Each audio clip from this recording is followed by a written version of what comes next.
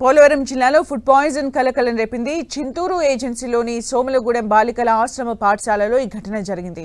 ఉదయం వండిన పప్పునే సాయంత్రం స్టూడెంట్స్ కు వడ్డించినట్లు ఆరోపణలు వచ్చాయి. అర్ధరాత్రి సమయంలో కడుపు నొప్పి, వాంతులతో 40 మంది స్టూడెంట్స్ కు అస్వస్థతకు గురయ్యారు. వెంటనే జిల్లా యంత్రాంగం అప్రమత్తమైంది. 21 మంది స్టూడెంట్స్ ను చింతూరు ఏరియా హాస్పిటల్లో చికిత్స అందిస్తున్నారు. వారి ఆరోగ్యం నిలకడగా ఉందని అధికారులు తెలిపారు.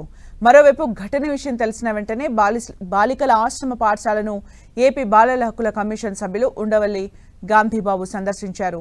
హాస్టల్ వంటశాల, ఆహార నిల్వలు, నిర్వహణ విధానాన్ని పరిశీలించారు. ప్రాథమిక విచారణలో నిర్లక్ష్యం జరిగినట్లు అధికారులు గుర్తించారు.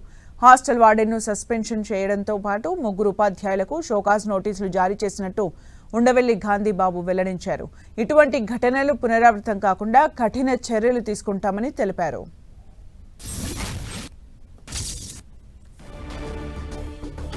ఇమీడియట్‌గా మెడికల్ డిపార్ట్మెంట్ అందరూ కలిసి వాళ్ళని హాస్పిటల్లో ట్రీట్మెంట్ చేయించడం సంతోషకరమైన విషయం. అందరూ క్షేమంగా ఉన్నారు.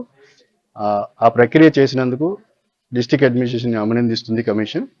సేమ్ టైం ఎక్కడైతే లోపం జరగడానికి కారణాలు ఉన్నాయో అటు కుక్కు దగ్గర నుంచి అట్లనే ఎవరైతే ఆ రోజు ఇన్ఛార్జ్ ఉన్నారో భోజనం చెక్ చేసి ఉడికిందా లేదా టేస్ట్ చూసి టీచర్లు ఎవరు ఉన్నారో ఎవరైతే వాడున్నారో ఇచ్చామన్నారో వాళ్ళ మీద పూర్తిగా సంఘటన మీద ఎంక్వైరీ చేసి కమిషన్ కూడా పిల్లలతో మాట్లాడడం జరిగింది.